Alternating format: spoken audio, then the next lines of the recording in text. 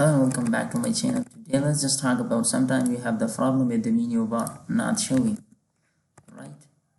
So why that is?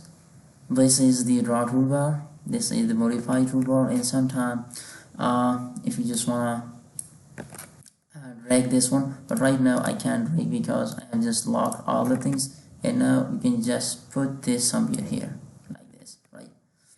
And you can just put it somewhere here like this.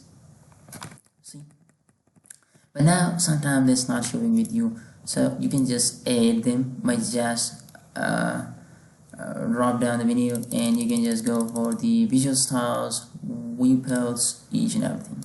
Double click on here and it will just adjust itself somewhere here, right? So you can just hide the things from here simply, and you can just add them by your own way. So this is what actually you can just restore whatever you want. Once you place them at the right place, then go for the lock, right click, come to all, and lock them. Now you will not able to move it, right? Thanks for watching.